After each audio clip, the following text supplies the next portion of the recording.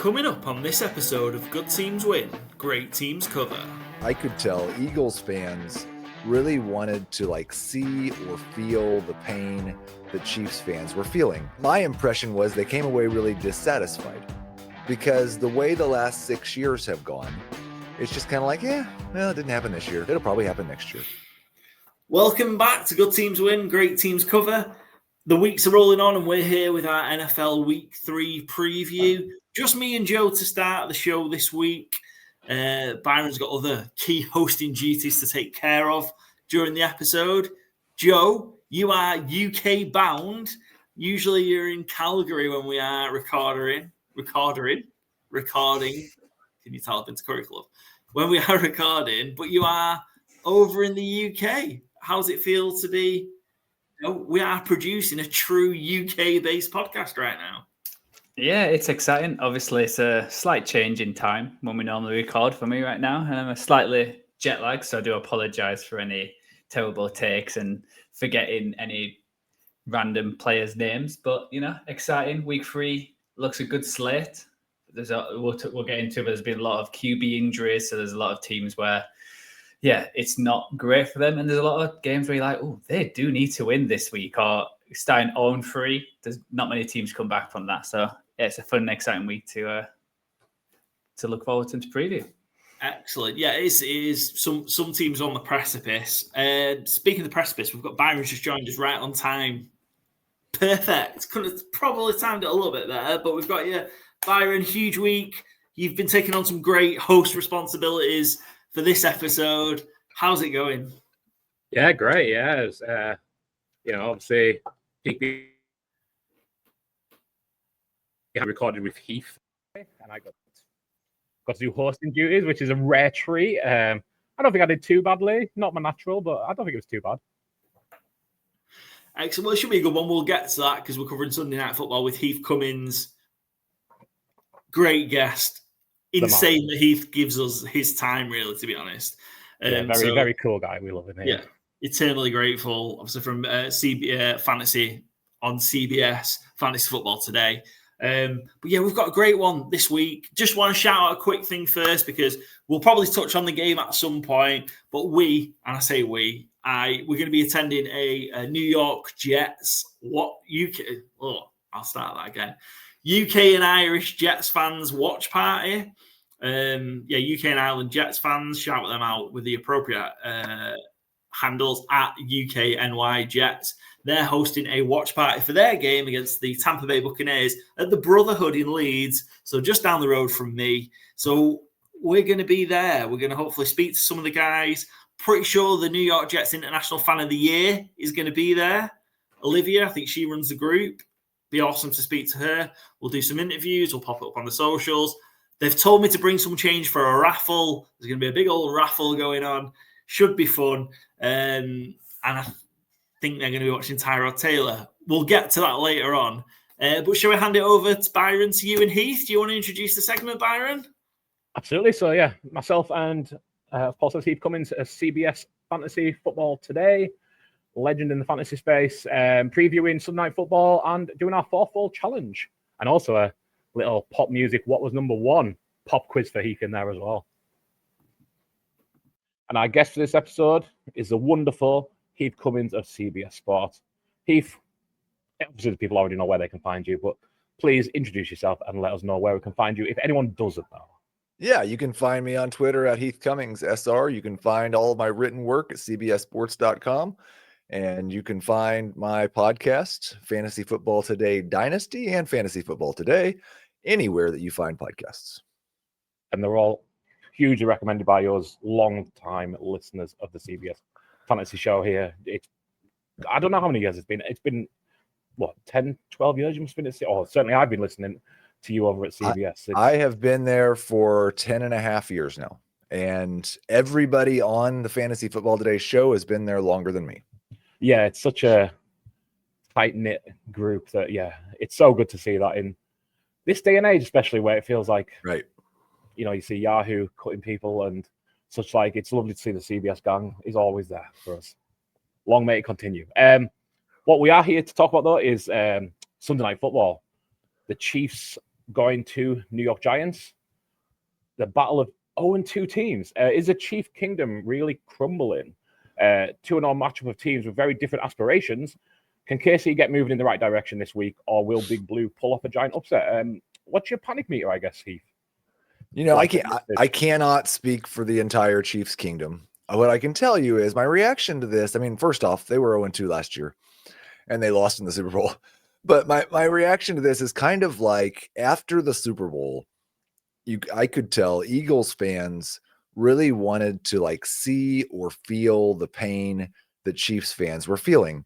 And my impression was they came away really dissatisfied because the way the last 6 years have gone, it's just kind of like, it didn't happen this year. It'll probably happen next year. And I said after week 1, after the Xavier Worthy injury, my expectation is the Chiefs will start 2-4 and the Chiefs will finish 12-5. And so that's kind of still where I'm at. If they lose to the Giants this week, well, then we have to adjust expectations. I certainly wouldn't expect a blowout. That's not really what the Chiefs do. No, certainly. I think there has been that lack of explosion in the passing game and the rushing game so far for the Chiefs offense. I mean, the key rusher so far, it's been my bet of both the Chiefs game so far has been Patrick Mahomes touchdown anytime.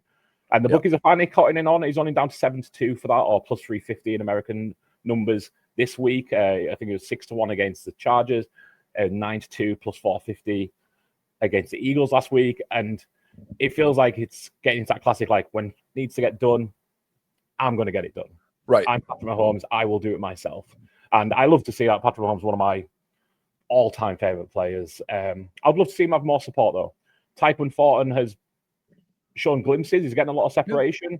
The connection's not quite there as yet, but I can't wait till Rashee Rice comes back because I think every week he's becoming kind of like an MVP case for Rashee Rice in terms of being the one true alpha on that team. I think at this point, I'm speaking for myself. It looks like Kelsey is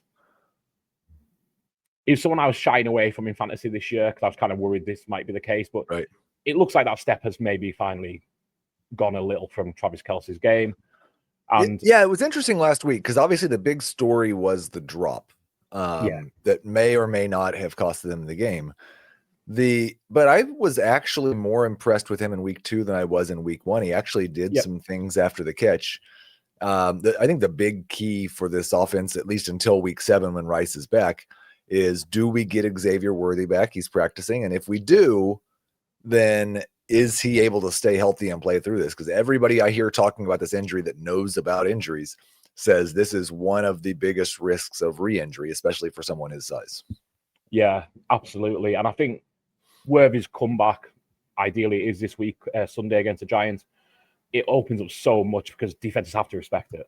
Right. Whether that's on end arounds, it gives you that chance to get Pacheco going a little more, or whether it is just in the passing game, because Tyquan Thornton and Marquise Brown are threats with their speed, but Xavier Worthy is a legitimate weapon who can punish you at all levels of the field. So hopefully he's back this week. I think it makes the Chiefs a lot more watchable as well as a neutral. Right. One fun fact I did notice, though, the Chiefs have never won on the road against the New York Giants. Does that really? Concern? I mean, they don't play them very often, I guess. No, they've only played 6 times in NFL history, which I was stunned by. But we have a little thing on this show where I throw out a number 1 fun fact. What was number 1 on this day trivia? Okay. And if you'll indulge me. Sure. The one time the Chiefs covered on the road at the Giants was November 25th, 1984. Do you know what was the number 1 song in the USA on that day? So I was 5 years old then. And that was about 2 months before the first football game I remember, which was the Chicago Bears destroying the Patriots in the Super Bowl. And Walter Payton, Refrigerator Perry. I don't think that I know who it was, so I'm just going to throw out the first cassette tape that I ever bought. I don't know if this song ever got to number 1, but it was not far from this time. Bon Jovi, Living on a Prayer. Great shout. I don't know what date that was. It feels like it's the right era. It isn't right, though. This is something I think the Chiefs would like to do on Sunday, is Wham! Wake Me Up Before You Go Go. the lovely George Michael. Me, Paul, Joe, all big fans of George Michael. So, yeah, that struck out to me yesterday. So, yeah, confidence level for this game. How are you feeling, Chiefs? Heath, the Chiefs -6. Do you think they cover? I think -6 is a really good number.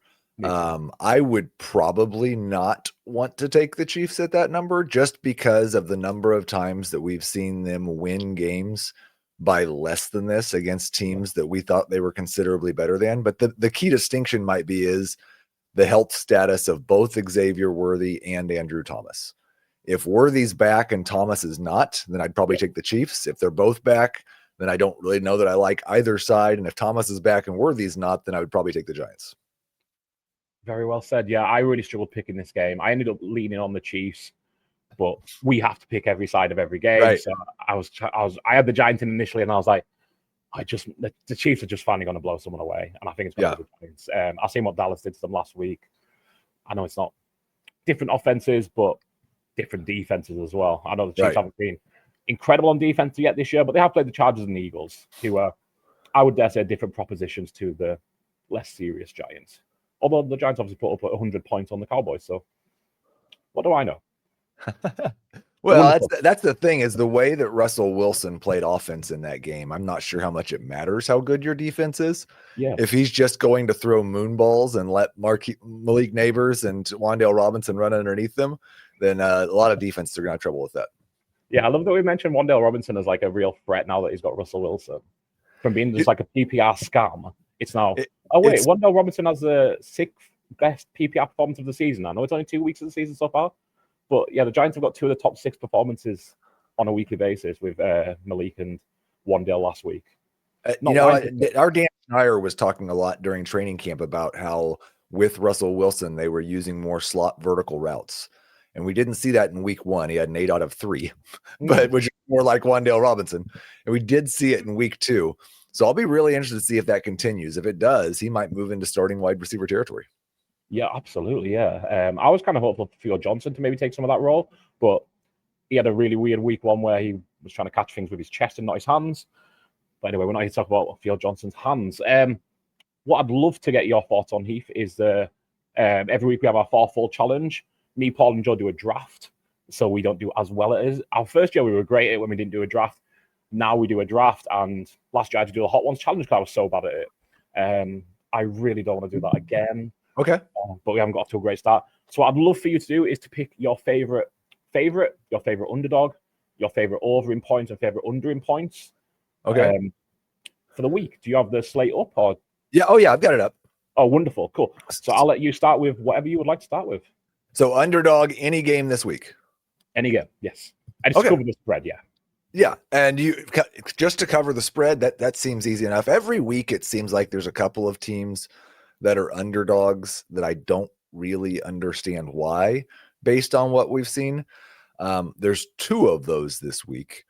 One of those is Cincinnati at Minnesota. Both teams starting backup quarterbacks. I think at this stage of their career, Jake Browning is better than Carson Wentz. Now, the Vikings defense is better than the Bengals too, but they're beat up and they're at home. So I understand that. The other one, though, is actually a home underdog, and it's the New England Patriots at home against the Pittsburgh Steelers. And the Steelers defense has been awful through 2 weeks. And listen, as a fantasy football analyst, I talk all the time about how 2 weeks is not enough to change 6 months of research. But the Steelers are also banged up on defense, and they got absolutely destroyed by Justin Fields. Drake May is coming off of a good game. That's the one I'm going to take. Patriots winning outright against the Steelers. I absolutely love it. I have taken the Patriots also this week. I don't know if I'll get it in the draft, but I totally agree. I think there's a lot to worry about with that Steelers defense. I'm trying to figure up the fact I had on it. But basically, TJ Watt doesn't look like TJ Watt anymore. Right. We have an overreaction of the week when we do our review show, and I'm kind of thinking that might be my thing of TJ Watt. That contract is going to go down. Maybe not in NFL history, but is going to go down as a really bad extension by the Steelers. So I absolutely love that pick. And I'm kind of optimistic about the Patriots on the money line, never mind getting a point advantage at home. So totally agree with that one. Yeah, who's your next pick, Keith? So what are my other categories here? Favorite, and then total points over and total points under. Okay. So I think favorite of the week, I will go with the 49ers. I think it doesn't matter if Brock Purdy or Mac Jones starts. That system makes average quarterbacks, and Brock Purdy's better than average, but it makes average quarterbacks look good. The Arizona Cardinals might be without 3 starting members of their secondary. And Kyler Murray, just the connection with Marvin Harrison Jr. is still not quite there. This San Francisco defense has through 2 weeks been a little bit better than I expected, honestly. Yeah. And at home, I think they could have a lot of success against the Arizona offense, and they should have no trouble moving the ball against Arizona's beat-up defense. Totally agree. Yet another one I've taken for this week. And again, my overreaction this week is how many games do the Cardinals need to win to get some respect? And I don't think it's going to come this week because I think they're going to lose. And yeah, they've gone 2-0, but against 2 pretty bad teams, and they've looked like they could be 0-2 actually against the Saints and the Panthers. For a lot of people who were hyped on the Cardinals coming into the year, I think it's been a bit of an awakening. I think even though they are 2-0, we still have them at low 20s in our power rankings. Hard to see much reason for optimism. And yeah, totally agree on the Niners. We'll see if Juwan Jennings plays, but like you say, I don't think it matters too much if it's Mac or whether it's Brock Purdy. They're going to roll through, I think. No problem. So for the under, I'm going to go with one of the lowest over-unders of the week, but I don't think it's low enough. It's the Packers at the Browns. Yeah. This Packers defense might be the best in the NFL. I'm not sure Joe Flacco makes it to halftime in this game. I was so excited about the Browns pass catchers for as long as Joe Flacco kept the starting job. And after 2 weeks, I hear people saying, man, they're going to be even worse when they bench Joe Flacco. I'm not sure it's going to be because Joe Flacco is not playing good football right now. And so the one thing that is great about this Packers or the Browns team is their defense. They have been phenomenal. And he actually, I think, played the Ravens closer than the scoreboard suggested last week. And so I think the Packers have trouble scoring at Cleveland, and Cleveland may not get on the scoreboard against the Packers. That one, last I saw, 41.5. Whether I don't think it gets to 40. Yeah, I think that's a really good shout. Especially the Packers have got all-line injuries. Obviously, Jaden Reed is now out. Dylan Gabriel, I fully agree. I think he's going to be in by the third or fourth quarter. Yeah, I think that's it's a low number on the week, but I think it is a high number with the expectation of, I think Green Bay will just be happy to win 17-3. Right. You know, no need to take any big risks. I do like Matthew Golden this week as a cheap DFS play because I think he's due to hit, but that might be just one long bomb that goes in for a touchdown. But yeah, 41.5 feels a lot for a side where Joe Flacco is playing like what we thought Joe Flacco was before the last resurgence of his career. And yeah, probably Dylan Gabriel at some point. Yeah, certainly. So that leaves us with an over, Heath. Yeah. Yeah, I'm going to go over on the Falcons at the Panthers. The number I'm looking at here is 43.5. I think this one could get close to 50. Falcons going to be without their best corner, so it could be a blow-up spot for Tetairoa McMillan. Yep. Bijan Robinson absolutely feasts on this Panthers run defense, which might be the worst in the NFL. And a lot of times you think, well, the Falcons are going to run a lot. Maybe that runs the clock, and it's going to be a low-scoring game. The problem is Bijan Robinson can take a carry from anywhere on the field and just go score. And so I do think there's some opportunities for some big plays. There's some opportunities maybe for some Bryce Young turnovers. And then I expect Bryce Young to hit big plays over the top. He's actually been pretty accurate throwing deep early in the year. It just hasn't turned into fantasy points yet. I expect that to change against the Falcons secondary that's not at 100%. Love it, yeah. And another one that I totally agree on. I think 43 now. I've been, I think, on the Falcons over first 2 weeks. They didn't hit it somehow against the Bucs. But if the kick had been made right at the end to take us overtime, it would have hit the over. So that's my bad beat. One of my bad beats is I've been complaining about. I think the Falcons offense is going to start rolling soon. I think they've been great between the 20s, and it seems that bit once they get to the red zone, things are tightening up. But I think Drake London another week in the lineup. Darnell Mooney another week in lineup. Drake London another week fitter. Kyle Pitts has been sneaky good already this season. Yes. Touchdown production hasn't been there yet, but it'll get there. And another tight end, I think, who deserves a shout out in that game as well, Jatavian Sanders, I think he's got the most tight end red zone targets in the league so far this season with 4. I think he's another one who you could plug in some sneaky DFS lineups at probably a cheap price. I haven't actually checked into his, but yeah, I love that matchup. I think it's going to be a shootout central.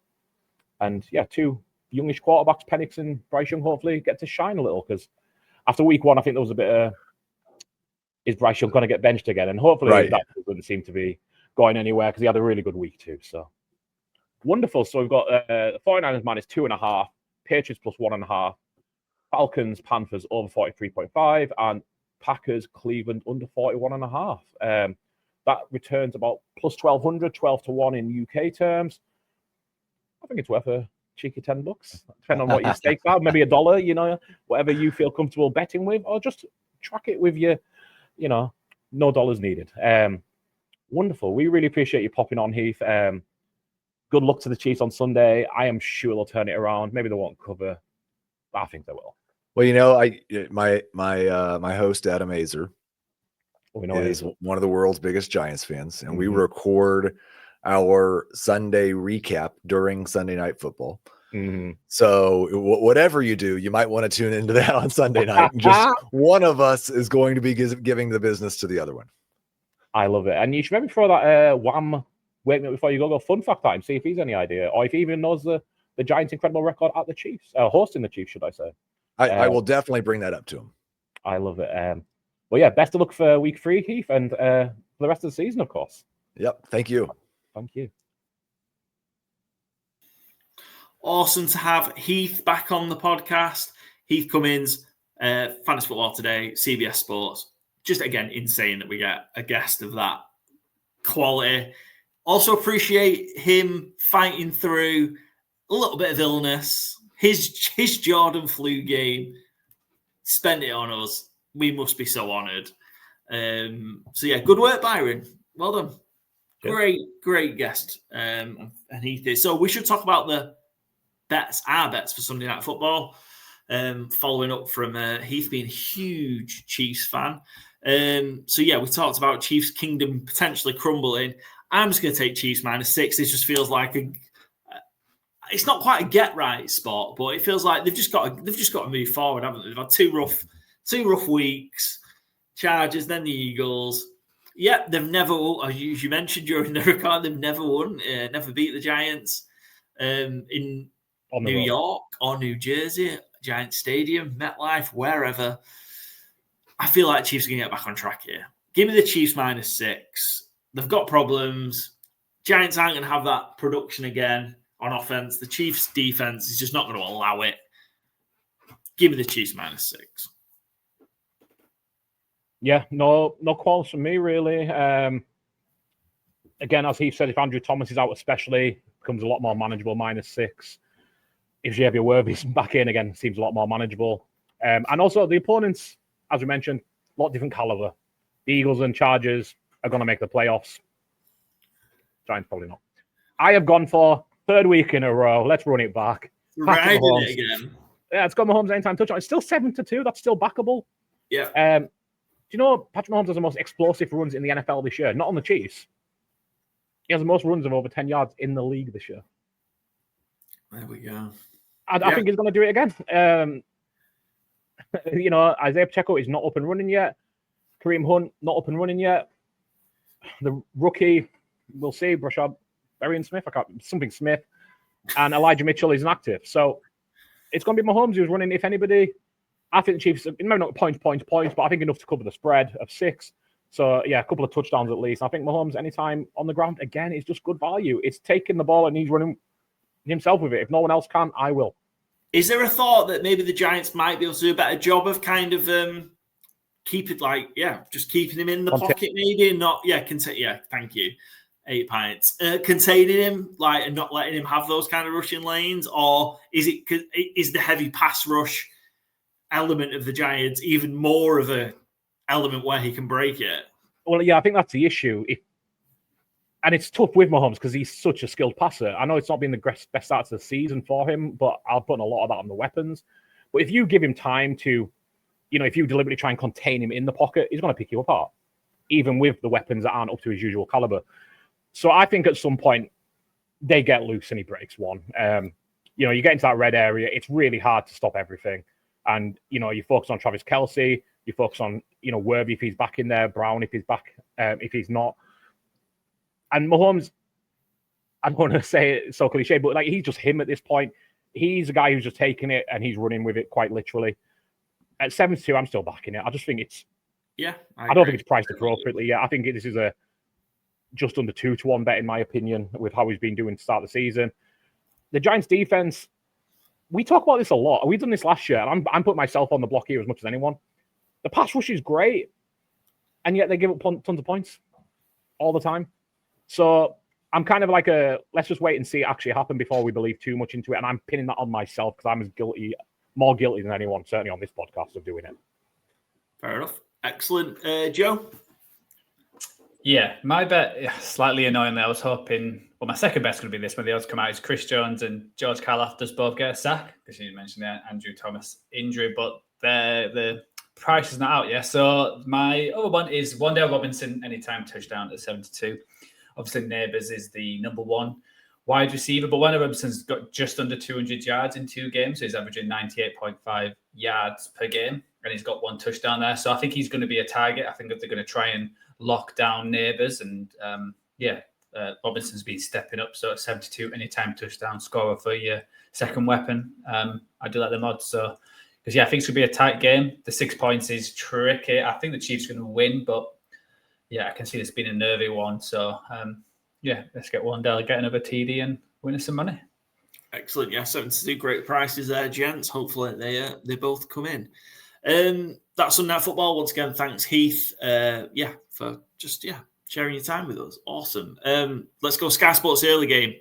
We nailed on this, probably the most nailed on Sky Sports early game selection of the year, I think, in that early slate. We've got a rematch of the NFC divisional round playoffs. Rams against Eagles. Rams are 3.5-point underdogs. Over-unders 44.5. This is the early clash of the 2-0 NFC contenders. Rams gave the Eagles a scare in the playoffs last year. Can the young defensive front answer the challenge and stifle Eagles' dominant ground game? That's the battle here, surely, right? Rams defensive front, their strongest point, their strongest point. Eagles O-line. That's where this is going to be won or lost. The Rams were also close to kind of shocking the Eagles in the snow in Philly back in kind of January. How do you guys see this one going? I think it's only a close run game. I think the big thing for the Rams is getting pressure on that O-line, as we've said. I think the O-line has been a bit underwhelming this year so far for the Eagles. They haven't been able to get big plays away on offense. And I don't want to say it's been underwhelming so far, but Saquon Barkley yet to go over 100 yards. And, that certainly wasn't the case last year. Against the Rams, he obviously in the playoffs had 205 rushing yards against the Rams. And in the regular season, had 255 yards rushing against the Rams. Saying it.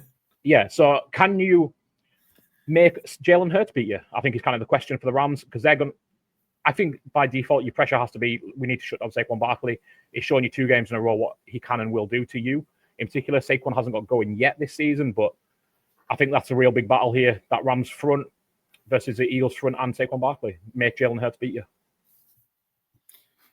Yeah, I agree. That's the battle. Like I say, we've seen lackluster Philly pass offense so far. They've not needed it, though. It feels like if they do, they can kind of go to it, but we'll see.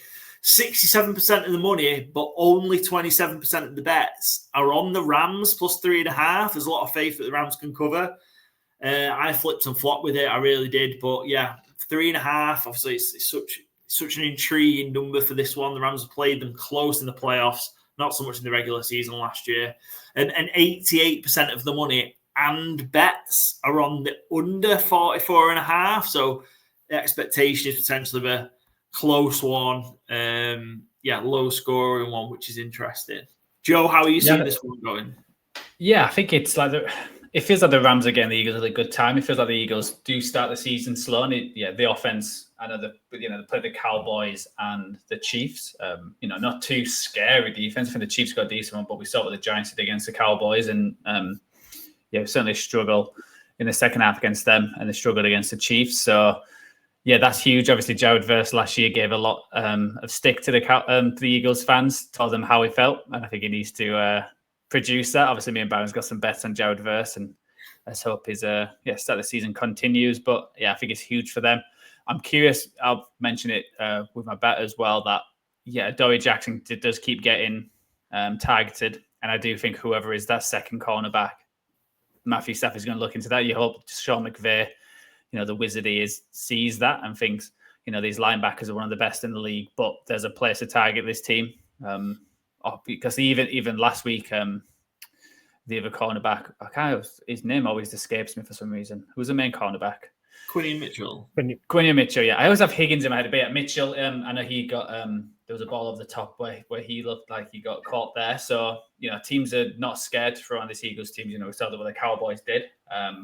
So, yeah, I think it could be a low-scoring game because it feels like the defenses might step up and the run games have not been, amazing. The Rams are 2-0, but, they've not played anyone who's scary. And there's a few of them games I think they did get well against the Titans last week, but it took a while for them to get into it. So I think it's for them to put a marker down to say, we are serious contending in this NFC and, beat the Eagles team. I'm leaning the Rams. I don't know really why, but I just feel like this Rams are going to sneak this, and I do like the plus 3.5. I think it's going to be a real close battle either way. I think it's going to be won by 1 or 2 points. Yeah, the temptation was there with just the 3 and a hook. It was just to lean Rams. I think my gut is that I think the Eagles' offense is going to start getting going a little bit more. Interesting. Should we have the tush push conversation a little bit now, just off the back of last week? Not really. Not the element of whether it should be here or not. Dean Blandino is the Fox NFL rules analyst, former, obviously, NFL official. And during one of the many, obviously, cuts of it, I think it was the one at the end of the game, he just sort of said, he's had enough of it. It's so difficult to officiate. Are we going to see this officiated a little bit stricter just on the basis we got the clear shots that won the Eagles last week, not necessarily other weeks, but last week just lined up offside for it, and the other that there was just blatant false starts that weren't called? Do you think we're going to see it officiated stricter from the referees and officials from this week on? I do. I was, as you were opening up that conversation, I was going to say what's the line on false starts on the tush push this week. I would say over under 0.5, and I would take the over. Because it might only take one for the Eagles to back off it, because 4th and 6 is a lot harder to convert than 4th and 1 or 4th and 2. There's been a lot of dialogue this week, and I think this might be the kind of the tipping point of, we've had enough of it, really. My gut is that the Eagles will adjust and they'll still just get it. Yeah. They'll just line up further back. They won't false start, and they will still just get the yards. It seems likely because the O-line's really strong and really, beefy, and it's well trained, it's well disciplined. Jeff Stoutland's obviously widely regarded as the best O-line coach in the thing, and Jalen Hurts is a monster. He's a monster. You see him squatting 600 pounds, and you're like, yeah, there's a reason that he can do it a lot better than everyone else. They might just start doing it on 3rd and 2 now and 4th and 2 just for the fun. Yeah, I can well see that. Yeah. Excellent. Cool. But I do think we get a false start called on it this week. I do think this week. Yeah. Tush push discussion closed. Just a couple of bits, a few more bits on this one. McVay. So Sean McVay, 1-5 straight up against the Eagles since being the head coach of the Rams, going 2-4 ATS, not had the best of time. However, the Rams are a beast of a road team. Rams have covered 7 in a row on the road, going 6-1 straight up in those games. Eagles are a beast of a home team. They've won 11 straight at the Link, but only gone 6-5 ATS. Yep. Let's have a look at some of the bets then. We'll start with mine. I've just gone under. I think this is going to be a bit of a battle. I think this might be the way that Philly win games maybe this year. Just more of a sort of grind it out sort of approach. That Rams defense is good. That front is good. They'll stand up to the Eagles' rush game better than most, which is crazy, I think, given the fact you just obviously shared that Saquon went for 400 plus yards in 2 games against them. But I think that front's getting better. Obviously, that Eagles' O-line's probably still a little bit banged up. I think Landon Dickerson still feels like he's hurt. So I think the Rams will get a bit more success than have done in the 2 previous meetings and slow things down a little bit. And maybe the passing offense hasn't quite got going. I'm sure it will do for Philly in time. And at the same time, the Philly defense is really good and it's probably going to slow down Puka Nacua, Devontae Adams a little bit. So I'm thinking under 44.5. Lots of long drives, maybe lots of field goals. I was going to ask, if AJ Brown has another not high scoring game, do you think he starts getting annoyed and that starts becoming a headline if he gets 1 or 2 targets and nothing? He's reading his book again. Is that how many over under 5 games the book comes out? I mean, it'll be under 5 games. I don't think the book will come out, but something will be. It'll be noticeable that he's not impressed. On that note, the Eagles have 5 pass attempts of 10 plus air yards this season. That is the lowest in the league. No one else has fewer than 14. Shout out Robert Mays for that incredible stat. So, yeah, they need to get AJ Brown going soon for all sorts of reasons. AJ Brown's health, his mental health, don't want him getting stuck in the library. But also that offense needs to start ticking. Yeah. Tough that, isn't it? It's interesting because we talked on the other day about Gino going 0 for 10 on 10 plus 8 yards passes. So it doesn't necessarily mean you're going to complete them, I guess. But you do need to try them. It's funny that he had double the amount in that game than the Eagles had all season. All season, yeah. Byron, you're bet next, I think. Yep, Rams plus 3.5. Totally agree with Joe. Going to be a close run thing. I do like you under bet as well, Paul. Eagles last 10 home games, 7 have been under. Rams last 10 road games, 6 have been under. Seems like it's going to go under. So, yeah, I do want to shout out that one as a bet I like as well. But, yeah, Rams plus 3.5.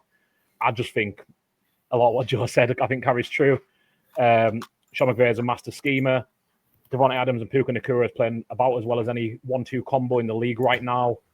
And Stafford, Devontae, Puka, it just doesn't bode well for a defense that isn't quite at their elite level just yet. I think they'll improve throughout the season. And the defense we've seen, do really well against the Eagles. So, against passing attack, certainly. And Saquon hasn't quite hit his levels yet. So, yeah, I think the Rams can keep it close. I think the Rams might win this game outright, truthfully. But, yeah, give me plus 3.5, certainly.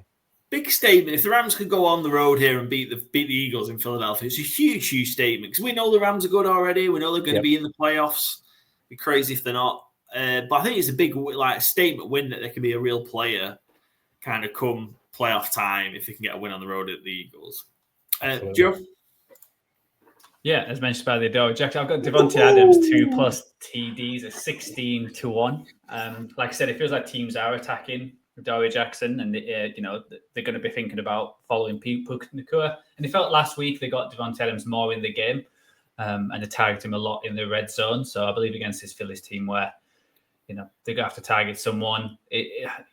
Steve Avila might be out as guard for Rams, so they're not going to have much time. Obviously, Jalen Carter hasn't started the season great, and I think Vic Fangio said he looked out of shape, so obviously he's got something to prove, and this could be a big game for him. Getting it out to Adams, who can break anyone's ankles. Two TDs, 16s. I like it. So, yeah, that's where I'm going this week. Amazing. Yeah, love that as a kind of a big, longer shot. Let's hope it comes in. Excellent. Any more on Eagles Rams before we move on? Excellent. Byron, we're going to talk about the Cowboys again. Sky Sports late game. It's the Dallas Cowboys against the Chicago Bears. Cowboys 1-point favorites, over under 50.5. Concerning Caleb gets chance to hit back at haters. Can Bears kickstart stuttering offense and show signs of life? Or will Dak and the Cowboys show up the Bears defense at Soldier Field? A lot more difficult to read that headline when I wrote it. This you feels when you wrote it, right? Yeah, just a bit of alliteration going on that made it a bit more difficult. But we fight through. I feel this is let's talk about the Bears first. I feel this is huge for the Bears around. They need a win so badly here. It's at home. And it's not prime time, but it's in the 4 p.m. slot. Look at that late slot. It's the game everyone's going to be watching. I don't think Ben Johnson can have another dud without all of a sudden there being a hell of a lot of noise, and Caleb can't afford another dud because the noise, crazily for Tyson Bagent, just seems to be getting louder and louder. And he's 50, what is he? 18, 19, 20 starts in. Yeah, it's a big media city though, Chicago, and they don't get good things very often, so they don't, not too patient. How do I see this game going, though? I don't know if we're going on to bets or we're talking about the game itself. Yeah, let's talk about you first. Sorry, that was a bad job as a host. Yeah, I think what we're looking at, and to be fair, I don't know what anyone's bets are here, so apologies if I step on something, but I think we're looking at points, as you would say, Paul. Points. Yeah, neither team has a defense. Jalen Johnson, I think, out for the season, but certainly out for a good while. The Giants just put up 1,000 yards, I think it was, on the Cowboys. Russell Wilson looked like the greatest quarterback who's ever existed. And the Bears just make Jared Goff look like he's being coached by Ben Johnson again. So, yeah, I think you're looking at points here. This is actually the 6th time the Bears have been a home underdog versus the Cowboys, but it is the smallest underdog they've ever been against the Cowboys at home. The prior one was when they were +2, September 30th, 1984. And I know what you're wondering. Number 1. What was number 1? September 30th, 1984 in the UK. Not just Heath who gets our pop trivia. Everyone gets a little go. We didn't have the sound effects of Heath as well because I was not on it as a producer in the background. So. And there was no way I was trying to find it. I couldn't even find end recording. So no. So 30th September 1984. Yeah, it'd be your 5th birthday, Paul, right? 5, 6? 5 years before I was born, you fucker. 84, September 84. I don't know, fucking Bros. I don't know. It was not Bros, no. It was someone much more well-known than Bros, and it's one person. Whitney Houston. Also wrong. It was Stevie Wonder. I just called to say I love you. Oh, I was thinking Stevie as well. But yeah, fair enough. Total banger. And thing that hasn't been getting called I love you is Soldier Field, though. Bears have lost 6 in a row at home. And the over-under, though, is 6-4 in the Caleb Williams era. So, yeah, I'm backing points here. It's not my bet, but I think there's going to be a ton of points here. I think it's going to be great viewing for the neutral. Yeah. Last 8 Cowboys-Bears meetings have all hit the over. 8 in a row Cowboys-Bears games have hit the over. So that would certainly suggest it's the case.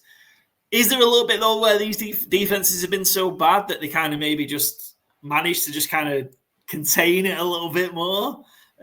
Just because kind of they've had that, both have had that kind of embarrassment. Cowboys by the Bears, Cowboys by the Giants, and then the fact that the Bears just got 50 stuck on them. Is there a little bit where you kind of have that instant reaction? They managed to kind of shore things up a little bit more. I can imagine the Cowboys doing it because they're playing Caleb Williams and this, putrid offense. But the Cowboys' offense has been really good the first 2 weeks. And Jalen Johnson's out for the Bears, who's probably their best defensive back. I just worry. I think like the run game starts to go for the Cowboys, while the Bears' run game is just not there. Swift is questionable. He seems like he's going to play, but still, he's one of the least effective running backs, starting running backs in the league. And like we said, if Caleb Williams doesn't score points in his first 2 drives, then it's a struggle going through. So they, he's not played terrible, but I'm still also wondering how bad this year's going to go before Bajan comes in. It's not been the great first 2 weeks. If they have to lose this game heavily and it keeps going, then there's going to be big questions on, is Ben Johnson actually that good as a head coach versus offensive coordinator? And is Caleb really, the quarterback going forward? So I think it's a big game for the Bears. And I think the Cowboys need to win this if they are serious playoff contenders. These are the kind of games you have on your schedule where you've just got to win that to get to 9 to 10 games. So I think it's big for them. But if the Bears lose and that's 3 losses in the NFC, 2 at home, it's not a good start for them.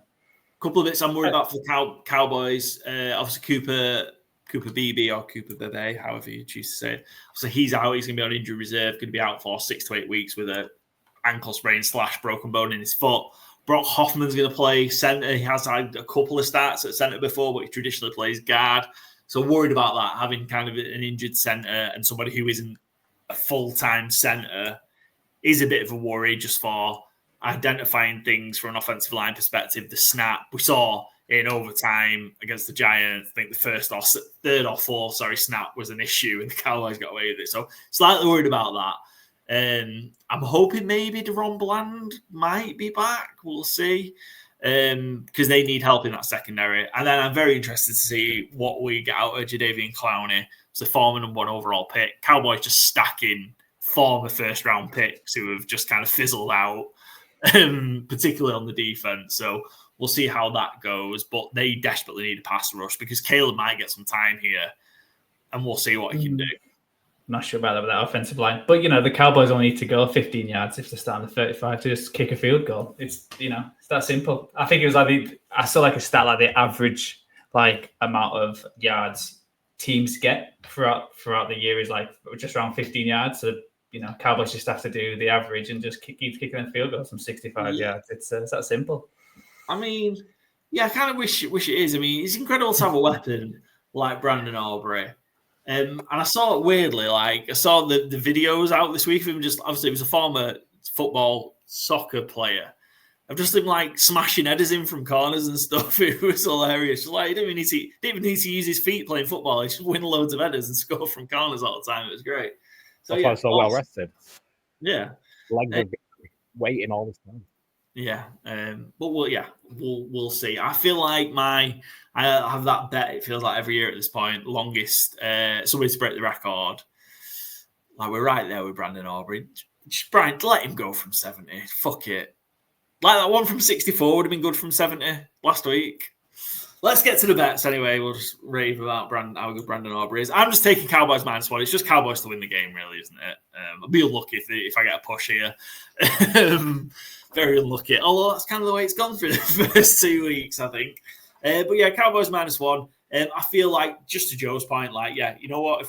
If we are serious about being a team in the postseason, you've got to go to Chicago, where everything's falling apart, and win. And I think they will. Dak's playing incredibly well. I'm hoping the defense tightens up a little bit and shows us a little bit more of what we saw against the Eagles in the second half. Hopefully, Caleb makes it a bit easier for them in that regard. And I just think more fundamentally solid football from the Cowboys than there is from the Bears, and that should be enough to cover a -1 line. Is where I'm at.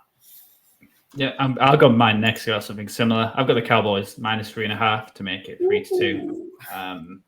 I just think they're the better team in this game. I think the Bears are going to have another disaster just because how good Dak Prescott's looked with all the weapons. I think that's the strong unit compared to the other three. So I think the Cowboys are going to be able to score points. And I think if the Bears get down again, I think Barry mentioned it seemed like they gave up last week. So if they get down by a touchdown or two, I think that building's going to turn on them quickly with how this season started. And if Caleb, throws an interception, then I can see his head going. And the Cowboys having a comfortable victory of 6-7 points. Even if the other worry is obviously the Bears just scoring garbage time points. I like the 2.5, but I was still odds on. So I just like the 3.5 just to bump it up a little bit and have confidence the Cowboys win by more than 3.5. Yeah, the other one that does. Don't forget as well, the Bears got booed off week 1 as well, so the fans are already onto them. They got booed off just from that fourth quarter in week 1. So, well, the one thing the Bears fans are cheering though is my man Rome Odunze. I've gone Pickens and Odunze both scored a touchdown at 5-1. Pickens got off the mark last week against the Giants.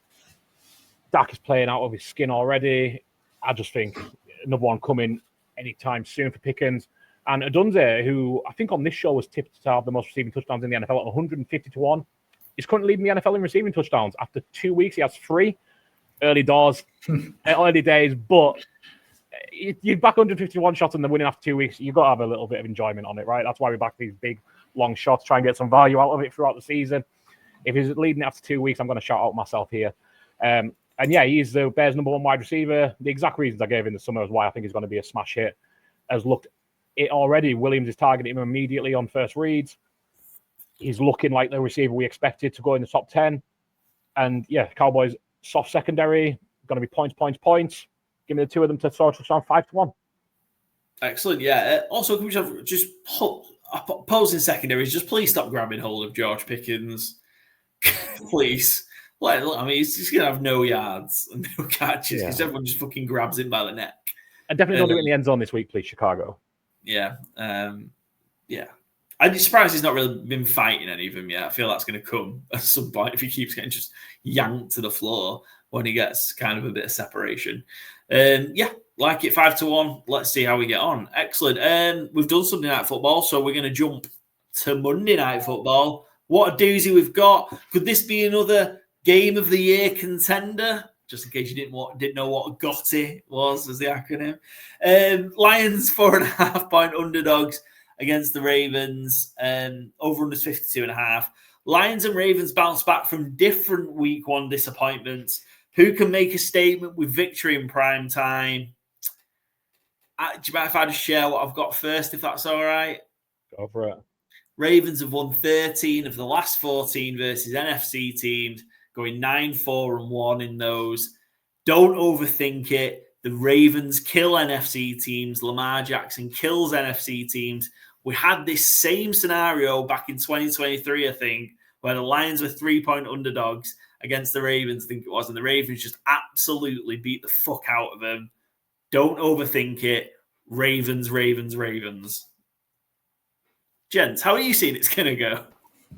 I'm seeing Ravens too. I think, like you said, they just do well against NFC teams. I do remember that Lions. That's what swung my way to go the Ravens, because it felt like, the Lions are going to do something against this Ravens, and they just absolutely destroyed them. And I think they should do the same again. I think the Ravens have been, quality the first two games. And I think they're just going to continue. I think it could be a bit too much for this Lions defense. I know they've improved. They got players back. But I think Henry had a down week last week. But I think it's going to be another big week for Henry and just, put the ball in his hand and him getting 100-plus yards or more, So, yeah, I'm going with the Ravens, especially being in Baltimore as well. It's going to be outside. We know what Jared Goff's like on a cold evening. And it's starting to turn cold on a Monday night. So I think they're going to struggle there. And I think this Ravens team are going to just put a beating down on them and, run that ball. Can Jared Goff do it on a cold, wet, windy night in Maryland? Byron, I think you are on the Lions from our ATS perspective. Make the case for the Lions, because me and Joe have been pretty damning. And it's not really a shot at the Lions to say that they're bad. It's just the Ravens are so recently have been so good in these situations. Make the case for the Lions for us, Byron. Lions bounced back really well in week 2. I know the Bears aren't the Ravens and they're not the Green Bay Packers, but I thought they bounced back really well, played incredibly well on offense. There is that issue with Jared Goff in the cold Maryland weather, like you say, but I want to see the Ravens blow out a good team again before I buy into it against good teams. The Browns are not a good NFL franchise. It was a real blowout last week. I'm just a little concerned with John Harbaugh's approach to these big games and letting good teams stick around, letting good teams come back in games. Again, we've seen it a lot with the Ravens over the years. You had the stats of how many 10-point leads, I think it was, they've thrown away in the last 4 years, 6 years. I can't remember the exacts of it. But it happens a lot. Yeah, they whooped the Lions, I think 38-42, something to 6-9. It was a real beatdown a few years ago. But I do worry about this Ravens defense. It's not the unit I quite expected it to be off the bat. I think they will improve through the season, as they generally do. But to start the season, I've not been overly impressed with their defense, although they had the Browns to very little, but it is the Browns. And I just think the Lions, I'm not sure I think they'll win the game, but I think 4.5 points is a lot for, like I said, John Harbaugh just coaching a little scared for my liking, a little conservative for my liking. And it's funny because he seems to have got more conservative over time when the quarterback he has would lean me into being more aggressive. Lamar Jackson is your franchise right now. Derrick Henry, no disrespect to, obviously. Derrick Henry's an incredible beast, but they go as Lamar Jackson goes, ultimately. And until I can see John Harbaugh shake that off in big games, I'm just going to have a little slight asterisk of them doing it in the big games until I see it. So, yeah, give me the 4.5 for the Lions. Could look silly come Tuesday morning, though. Yeah, I'm not expecting them to beat the Lions by 35 plus again. I think it'll be a lot closer than that. But I just think they're so good at home. I think they're just so good against these NFC teams, and I just think it's going to have too much for the Lions. I think too much to handle. quick couple of bits outside of the stats I've already shared. Jesus Christ. So interestingly, 64% of the money for only 34% of the bets are on the Lions. The public's buying the points based on the early bet so far, given this is a Monday game. And this one, even more so, 74% of the money for only 10% of the bets are on the over. 52.5 points is what the public are thinking and praying for. And we talked it being a wet and windy night in Baltimore, Maryland. It's 25 degrees and sunny for when the game kicks off on Monday Night Football. So not quite turned on the East Coast yet. Yes, moving to the bets. No surprise, given everything that I've just spouted. I'm on the Ravens -4.5. I'm gonna take the Ravens to cover the number. I think maybe 2 scores, but I think at least a touchdown. The Ravens will be better than the Lions. And again, I don't think that's particularly indictment on the Lions. Not saying that Lions are a bad team or whatever. I think the Lions are going to be good. They bounced back last week, but I just think the Ravens are just so good in the regular season. And these spots, Lamar just loves playing the NFC teams. I have gone for Zay Flowers anytime touchdown. Zay Flowers has been on fire to start the season. Finally, maybe with Mark Andrews dipping off a little, I think we're finally seeing Zay Flowers, the wide receiver, the pass catcher 1 in Baltimore. There is 2 players in the league so far with over 49 targets, or 49 or more targets, should I say. 49 or more routes run, sorry. Who have over 3 yards per route run. You have got Jackson Smith and Jigba at 4.37. Zay Flowers leads the league, 4.45 yards per route run through 2 weeks. He's just open at will. I believe he's leading the league in separation score as well, which is a fantasy points data metric. He just looks electric. 23-20 anytime touchdown. I was tempted to go 2 touchdowns or more, which is 8-1. I just think he's going to cook. Is Lamar Jackson's number 1 wide receiver? Is Lamar Jackson's number 1 pass catcher, more importantly, now with Lamar Andrews looking a little off? Yeah, give me Zay Flowers odds against while we can get it. Excellent. And then I think stepping into where you've loved so far, Byron, is... put this down for Byron here. Isaac Tesla, anytime touchdown score at 13-2. This game didn't have that many lines. I was sure looking for the Derrick Henry 100+ rushing yards, but that's not yet. But yeah, I do like Tesla anytime. He's got 2 balls, 2 spectacular ones. And I feel like this... it is going to be points. So if Baltimore look to take out, Amaran, Gibbs, Laporta, Williams, it's going to leave open, Tesla to work on, the 3rd, 4th DB. So, just chuck it anywhere within 10 yards of him and he's going to somehow catch it. So that's just the game. That must be the game plan for Goff. Just anywhere close to him and he's going to do a ridiculous catch. And at that price, but yeah, why not be a Tesla? I think we're going to get like one target, 1 reception in the end zone, and he catches it like through the back of his legs or something this week. Is that what? Well, yeah, it's on Monday Night Football this time as well. So they keep saying about the Beckham comparison. So on one of the biggest games of the season, certainly of the week, if he does a stupendous kind of catch, it could be being talked about like the Odell Beckham one. So we'll wait and see. Byron's going to get like offensive rookie of the year, and this kid's going to have 17 catches in the whole season. Another 150 to 1 shot that's aging okay. Could be the Titans' new number 1 wide receiver with them stats. Nick Westbrook-Akeen, yeah.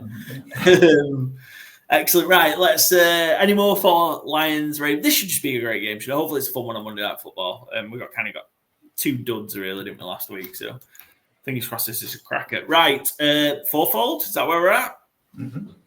Fourfold draft, excellent. You heard Heath's, if you've listened so far, you heard Heath's fourfold earlier. This is our segment where we pick one favourite, one underdog, one over, one under from the NFL slate, but we draft them between the 3 of them, so we don't have the same pick twice. This is a season-long competition. Currently, the guests are winning 4-3-1. The guests are after 2 weeks. Byron's next at 4-4. Me and Joe languishing a game behind at 3-5. I'm up first, which I kind of forgot about. So I have got my picks at least. where am I short? I will take my.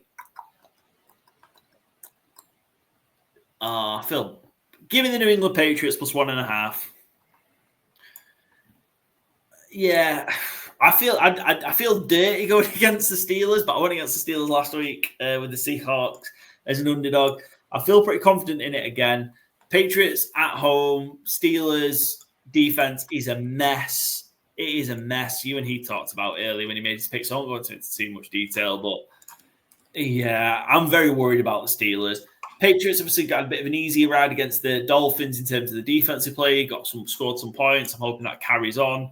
Typically, these games at New England or in Foxborough, they've been really, I think, low scoring. Patriots on offense, we talked about that run that they've had. They just haven't, they very rarely score more than 20. I think it was the first time they scored more than 30 last week in over 30 games. So I'm just going to take 1.5. I think the Patriots can win a close one. So plus 1.5 is in my favor. Joe? Yeah, I'm going to go my over. This is going to be a gamble, but I do like it. Just with how low the scoring is. And yeah, even though there's two backups, I'm going to go Bengals Vikings over 41.5. That is disgusting. Because Carson Wentz. Yeah, but I secretly think that Carson Wentz is going to be better than JJ McCarthy in terms of playing that system and actually being able to get the players off, being able to read defense better, and you've got maybe not arguably, you've got the two best wide receivers on the field. So you got Chase, you got Higgins. You saw with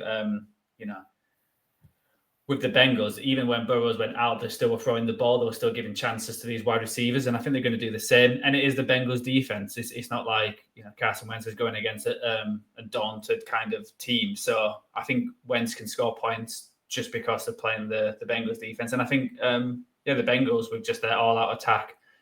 Chase Brown's not really got going, but put it up for Higgins, put it up for Chase, put it up for, I can't remember his name, the third or fourth wide receiver who caught a crazy catch as well. Yoshi. It wasn't even Yoshi, it was the other one. Last week, Tinsley. Yeah, so you just put it up there and any Bengals wide receiver catches it. So I think they can score points. And at 41.5, it's not that many points, so I can see this being a high 40s, 50s game. I think they're overreacting to the quarterbacks. Overreaction to the overreaction. To the overreaction. This is the ultimate test of Kevin O'Connell as the quarterback whisperer, isn't it? Can you get something positive out of Carson Wentz? I think this is right. I saw this earlier in the week. I don't have it to hand. Carson Wentz is going to become the first quarterback to start for 6 different teams in 6 consecutive seasons. I want to reel them off, but I can't. Eagles, Colts, Commanders, Chiefs, Rams, Chiefs. Sorry, I got the wrong order. Rams, Chiefs, Vikings. Insane. Well, it's starting every year, so Top of my head, that was good. Thank you. Yeah, insane. It was my own. I'm not going to go against you. I've taken it off my unders board, Joe, because it was on my under. This is going to be rancid. I feel so sorry for the people doubling next week. They've waited all this time for an NFL game. They're going to get fucking Carson Wentz against a decrepit Aaron Rodgers.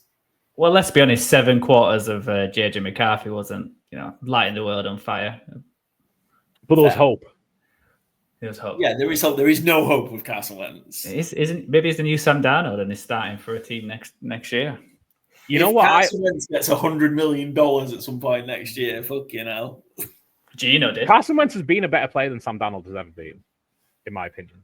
True. It was a long time ago. By that token, so was Peyton Manning, so was Andrew Luck, and so was Brett Favre. But at some point in history, it has happened. Yeah. I think Carson Wentz scores this week, by the way. We don't have a specific bet for it. It'll be on my Sunday sheet, though, because... What, Carson Wentz anytime touchdown? Yep. The trick of Carson Wentz is run the F of the ball out with him. When Sean McVay had him in LA, he had, I think, 17 rush attempts, and they won the game. Kevin O'Connell will see that, and I think Carson Wentz will be running, maybe not more than his passing, because Justin Jefferson will not be impressed with that. But yeah, I think he runs a lot this week. So, Byron, are you saying there's points? My pick. I'm copying Heath as well here. Oh, no. I'm taking the under 41.5 on Packers Browns. And since we spoke with Heath, Tucker Kraft has a knee injury that they reported as not season ending. Not what you want to hear in week 2. I mean, you'd rather hear that than it is season ending, but, not great news. They have now said that it's just a tweak and he'll be okay. I don't know if that means he plays Sunday, though, but no Jaden Reed. Very good Browns defense, despite what they showed last week against the Ravens.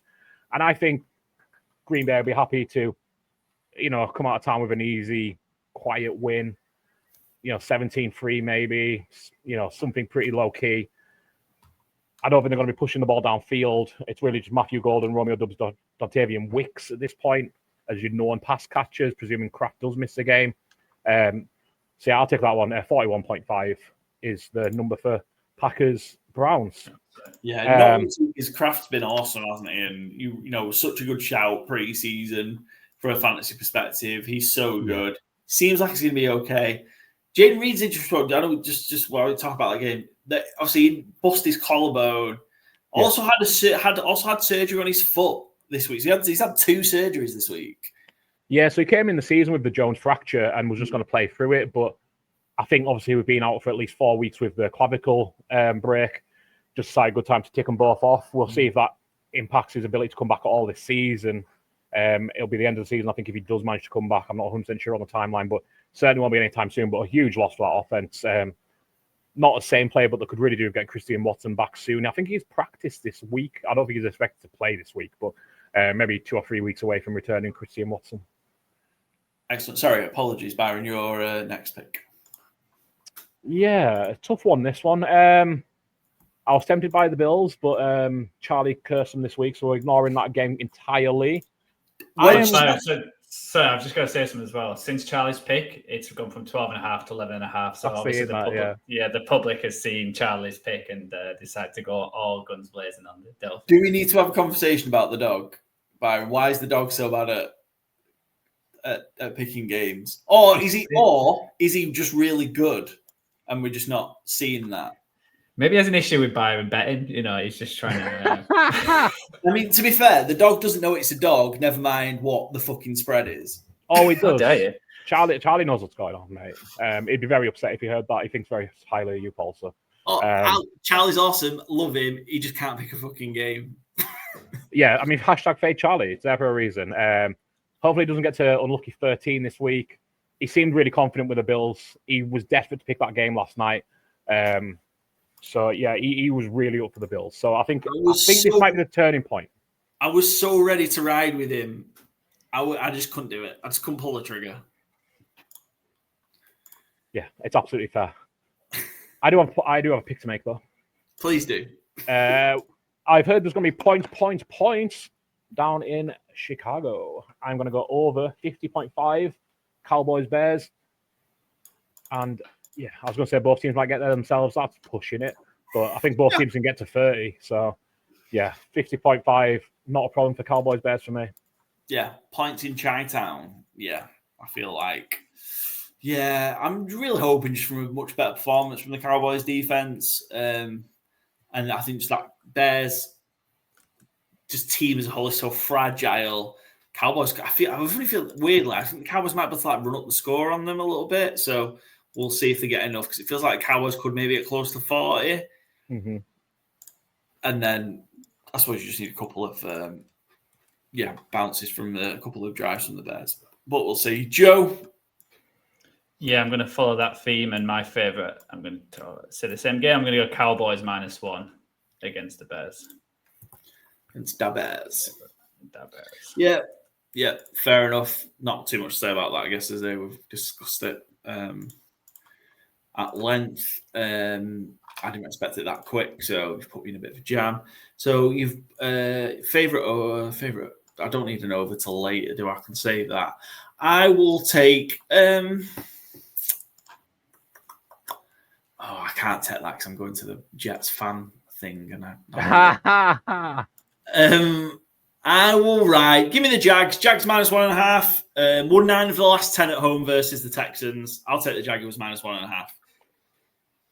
Again, the AFC South has these just streaks of when the divisional teams, some of the fixtures where just the home team has just won an insane amount of games in a row. It's crazy. I really wanted the Buccaneers minus 6.5, but I can't take that going to a Jets watch party, can I? That's not cool. Yeah, I would say with that game, what I worry about that game is, it's a must-win game for the Texans. They're 0-3. They're done for the division, aren't they? I'd say. So that's why I've lent the Texans on the ATS. I feel like they have to have this game, and then, I know that doesn't really matter. Every game, everyone tries to win, but it just feels like these kind of fixtures, it's the teams have to not come out on top. So. I feel like in the main, I was like, Jags played pretty well last week. I think they got boned by a bad ref call that when the game was won. So, that which would have won the game. So, I feel kind of at home. Look again, if you're taking the next step here with the Jags, these are the games you kind of got to win, I think, to kind of get to the playoffs and the postseason. So, I think they clean things up on offense a little bit. I think, obviously, Texans defense is really, really good. Offense, they're just putrid. So I'll take the Jags. I think 1.5. I think maybe they should be like maybe 3.5 point favorites in this one. So I like Jags minus 1.5. I also feel a bit bad that I'm speaking up so positively with the Jags when I said during the offseason until I see it happening midway to the season, I'm not buying. I'm buying. 9 of the last 10 at home as well against the Texans. It's insane run, isn't it? I think it's line last time might even be like 13 of the last 14. So I can't ignore that with such a low spread. So I've got my underdog, got my favorite. You've both gone an over already, haven't you? So I best take an under here. Rams Eagles, I've bet it, so fuck it. Why not get stung twice? Why not get stung twice if this inevitably hits the over? Rams Eagles under 44.5. I think it's gonna be tight. Low scoring, and the Eagles are just in that. I think they've accelerated quickly into the to win any means necessary kind of football. I just don't think they care anymore. As long as it's a win, they'll do it dirty. Under 44.5.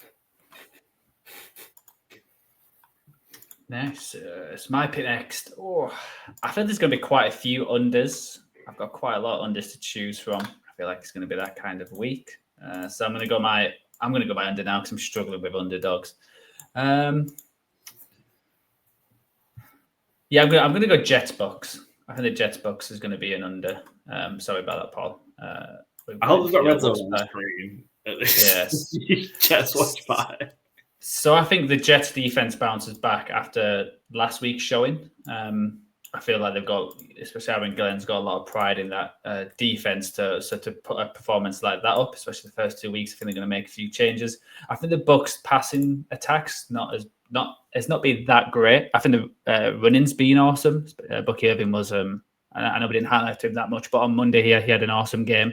Feels like he always gets a couple of more yards after contact, but the passing game has just not been where we thought it was. We obviously with the injuries, with the tackles, and obviously Justin Fields out, so you got Tyrod Taylor. That's the only scary thing if Tyrod Taylor just decides to just bomb it away. But a 43.5, I think, is going to be an under and a bit of a snooze fest, and the Bucks win by 1 or 2 points near the end.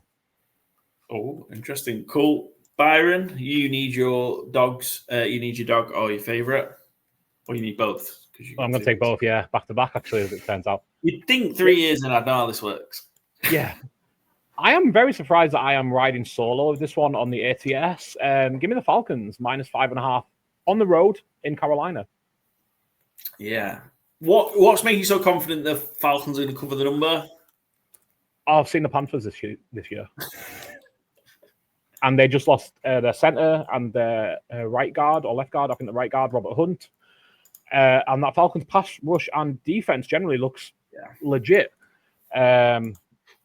I forget his name, Jeff, who was the interim coach of the Jets last year, who's certainly scares me. Right. Thank you very much. Has got them cooking on defense. Those 2 first-round picks looking, maybe a bit rich to have traded up for them still, but they're looking like difference makers immediately. Darnell Mooney, another week fitter. Drake London cooking. Bijan Robinson. I mean, the Falcons are calling him the best player in football, and I don't think they're too far off. Obviously, running back, not the most valuable position, etc., etc. But calm it down a little bit. He's good. He's looking really good to start the year. And Carl Pitts is even looking good. So, yeah, I was surprised I was the only person taking this at 5.5 points. I knew that I could obviously wait for it till here because of that. Can I share with you why I'm maybe not as convinced of the Falcons? Please do, yeah. I would say that just the whole just divisional home dogs cover so well in the NFL. Yep. Panthers plus 5.5. I think that's a lot of points. 5-1 ATS in the last 6 home games. The Panthers were scrappy last week. I think they can be scrappy again. And 5.5 points is enough to be scrappy with. There we go. That's mine. Yeah, and I also think the Falcons can go a bit too big for the boots and be like, oh, we've just had that dominant performance and then put an absolute stinker on. It feels like they're that kind of team. There's a worry that they can't put up enough points to cover 5.5 in terms of, obviously, we talked, you particularly mentioned it, Byron. So good between the 20s. Yeah. And then just red zone just go to shit. But Panthers are terrible at defending the run, which is where B-John comes in. Just run it. Tyler Algier as well. Use the 1-2. But anyway, I think the Panthers might cover this 5.5, which is why I took them on ATS. But your underdog, Byron. No problem. I'm torn between two. It's a real toughie. I'm just going to do it. We'll talk them through because you have to take one. So. All right, yeah. Well, the other one is that I was thinking was Raiders plus 3.5 on the road. Commanders, Marcus Mariota, revenge game. Sorry.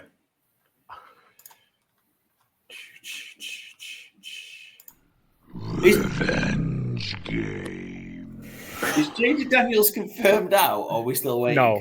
Obviously, we're recording on Thursday, and he's not confirmed out. Well, I'm here.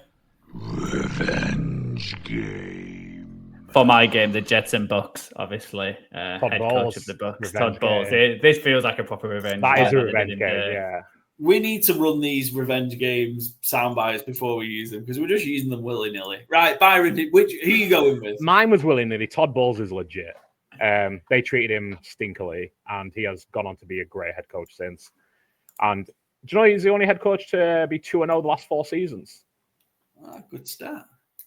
Yeah, have a chew on that. But have we got a head-to-head soundbite, Joe? We certainly do. If you give me a second. Absolutely. Let's get ready to rumble!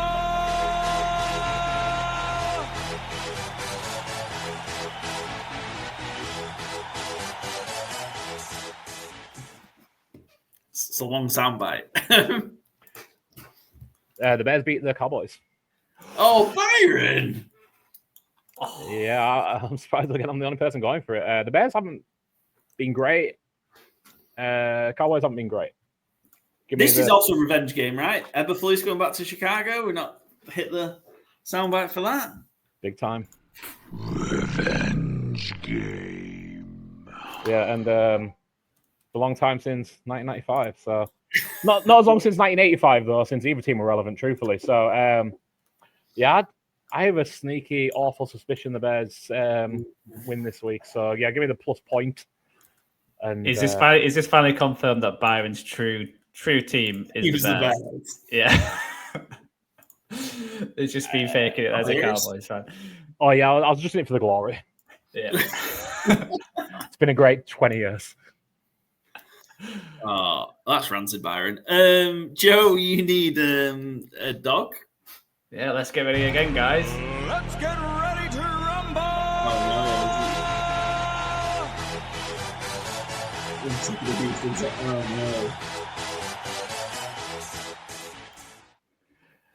I talked about it earlier. I'm going the Texans plus 1.5 against the Jags. Like I said, I think it's a must-win game for them. I think they're gonna sneak a victory. I know the history doesn't show that, but I believe in teams being 1 and 2, getting off the schneid. I don't think they're an 0-3 team, so I think they're going to beat this Jags team. Guys, this is no good as just like going against each other like this. Oh no, it's great. It's what it should be. No, we can't all hit a fourfold if we're picking picks against each other. Well, at least one of us wins. wins what in the game. So. Wins one leg, yeah, because you have to win the whole fucking thing. Yeah. Right. Sorry, I just got so enamored with what you were all doing. Over Broncos Chargers, please. Broncos Chargers over 46. What you've made your 4 picks? What are you saying for? I was waiting for you to go against one of us then on your. So I kind of went this path last week with my actual bet for Monday Night Football. It didn't really pay off, but I'm kind of backing it again. Chargers, 6 home overs in a row. 6 of the last 7 Broncos road games have gone over. So I know that Chargers defense has been good. Broncos defense is a good defense, but hasn't been great so far. I'm hoping we just get some points. Primetime was a bit stinky last week, wasn't it? A lot of unders in primetime, so I'm hoping we get kind of... sorry, ignore me.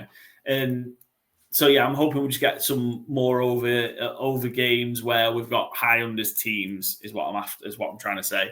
I'm bowled by the Chargers on backing an over in primetime, which is what I was trying to mention, because the Raiders were just so bad. I feel like Bo Nix might not have that kind of capitulation, and that there's a base enough for it to be like a mid-20s kind of game, similar to the Broncos game last week, maybe against the Chargers, where it was late 20s. Broncos game against the Colts, fuck me, you can tell about 8 points. So I'm hoping we can get to 47. Yeah, so maybe they're the top 2 defenses in the league go against each other, and overs points. Yeah, over there. Well, Broncos haven't been great so far, have the defense? No, true. So, yeah, I do think they'll get better, but yeah, I just think, overs road team, overs home team. Give me the over. Nice. Feels like that should be like magnets where they then repel and maybe you should back the under, but I'm a fucking idiot. So, right. Those are our 4 folds. Roughly 12-1 shot. So, yeah, hopefully we can hit one. That would be nice to get one early doors because I feel it took us a while last year, didn't it, to get going. So we won't all hit one, though, I'm pretty sure. Do you think we're not all going to get one? No. Damn. Too much rumbling going on. Too much rumbling going, yeah. Yep, too much head to head. Yep. Excellent. Right, let's have a look at our ATS picks. So probably some games to touch on. We've all gone with Charlie for Thursday Night Football. #believe in Charlie. We're all fucking morons. 13-0, here we come. Sorry, 0-13, here we come. 13-0 if you fade Charlie. I had the Dolphins in like up until maybe 5 minutes before we cut it off because I was like, maybe the Dolphins can just backdoor cover this. Not keep it close. I took the Bills first half line, which is -7, but I'm thinking maybe the Dolphins just backdoor cover this. Maybe the Bills just sit everybody when they're 30 points up or 20 odd points up. They've got a long, Thursday night to whenever they play next. Maybe they just, do it anyway. We're all on the Packers, also terrible of us. Titans, Colts, we've not really, that game's not come up. 2 of us are on the Titans. Joe, I'm with you. I think the Titans can cover this. It's 4.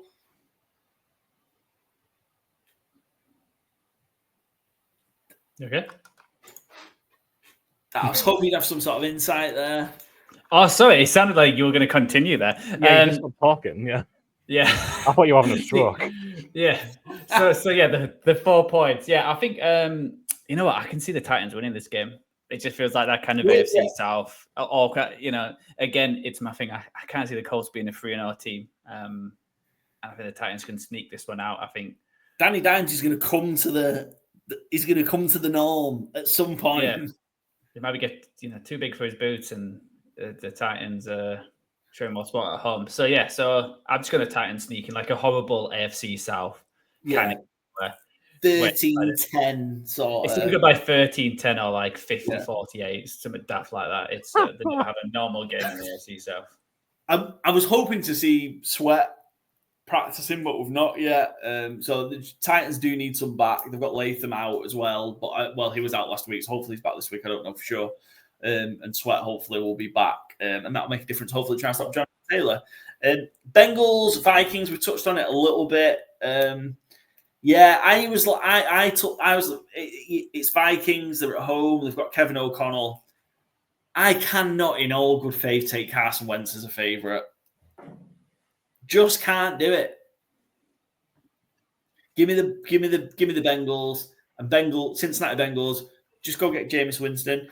Patriots, Steelers. Patriots are 1.5 point underdogs. Me, Byron on the Patriots. Joe, you think the Pittsburgh Steelers can kind of rectify things from the last couple of weeks? Yeah, it's more I've just not been impressed with the Patriots as well. So I feel like which team are used to winning. I think this, I still think the Steelers might go 9-10 this year. So just because that's what Tomlin does. So these are the kind of games they need to pick up and win. So I think they'll sneak a victory here. And like I said, it's more the Patriots. I'm not being super impressed with them. Excellent. Cool. I'm on the Eagles with you two on the Rams. We're all on Tampa Bay Buccaneers. Touched on that game a little bit last. Commanders, me and Joe on the Commanders, Byron on the Raiders. Like I say, we don't know Jaden Daniels' status yet. I think that's going to throw that line if we hear that Jaden Daniels is out. Me and Joe on the Panthers. Me and Byron on the Jags against the Texans. Me and Byron on the Chargers. We're still thinking the Charboys are going to rumble on 3-0 against the AFC West teams. Yeah, it's good to have one Harbaugh. He was a great coach in the NFL. Apparently, you can't have two at the same time. So, I'm sticking with Charboys until I see otherwise. Yeah, fair. Same for me. I was so tempted to go with the Saints here, but I'm taking I've gone the Saints the first 2 weeks and they've been close but haven't covered. Joe, you think they're going to this week? So they're getting 7.5. Yeah, I did have the 7.5. I think watching that game last week against the 49ers, they actually impressed me. I thought Rattler had a good game. I thought that defense can hold up. And again, the Seahawks team, they had a good week last week, but they got lucky with some of the special team players. So, if they can stop that running game, I think McCaffrey had 1 or 2 decent runs, but it wasn't like he was popping off and going nuts. So I think they can hold this Seahawks team in check. I think it's going to be a low-scoring game, and the Saints, might get the ball to win again. And probably mess it up and lose by 6. So I'm going to say it's a close one. Cool. And it's OC coming back to New Orleans. Yeah, of course. It's a Clint QB arc. Revenge game. That's as good as a timing as you've done it so far. Well done, lads. Byron, the traitor on the Bears +1. We're all on the Niners. Joe, are you worried about that? The fact that we're all on the Niners? I feel like we've been on the Niners the first 2 weeks. Or maybe I know we were on the Seahawks with Byron. But yeah, I feel on the Niners last week. No, I think apparently Purdy's day to day. I've got a sneaky suspicion he doesn't play. This is a kind of Kyle Shanahan tactic he likes to play. And I think they'll stick with Matt Jones. And I know he's got a few injuries for the Cardinals. So I think this is a big game for both teams. Both 2-0, get a victory. If the Niners win, that's 2 against the NFC West. And, if they want to get that number 1 seed, I think they've got to win this game. So we'll see how it goes. Excellent. We're all on the Chiefs Sunday Night Football as discussed, and me and Joe on the Ravens. A lot of me and Joe together this week. We'll see. Hopefully that'll pay off. And Byron on the Lions. So ATS picks done. Gents, that's us done for week 3 preview. Thanks ever so much again to Heath Cummings from CBS Fantasy today for coming on talking Chiefs. Doesn't really get a chance to talk much Chiefs as he's usually all on fantasy football. So awesome for him to come on. Great. We've got a run of great guests the next few weeks. We are so organised. So we've got a run of great guests. But that's NFL week 3 preview in the books. Make sure you are following the podcast on YouTube, Spotify, Apple Podcast, Podbean, Overcast. Got it. Plus all the socials, Instagram, X, Twitter, Blue Sky, TikTok, everywhere else. Make sure you check out our Saturday 10-minute tip show for Fantasy Game Day. I was getting there. Don't worry. I was making sure you were. Yeah. Byron, promote it. Go on. You promote the hell out of it. Yeah, Fantasy Game Day, number 1 daily fantasy game in the UK. Love meeting the guys. It'll be 10-minute tips show coming out Saturday from us with our quarterback, wide receiver, and running back or tight end tips for the week. We normally do pretty well on our tips, not so well on our team lineups, but we're doing individual lineups this week, so we'll have a better Monday night review. Monday review of those. Come on. Head-to-head soundbite. Come on. Oh, face forward. He's absolutely. Let's get ready to rumble!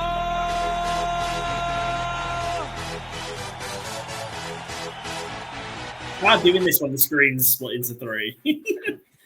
But yeah, listen to this. Then tomorrow, Saturday, come check out our 10-minute tips and get your tips for Fantasy Game Day Sunday slate. Excellent. Appreciate it, gents. Thank you. See you for the 10-minute tips.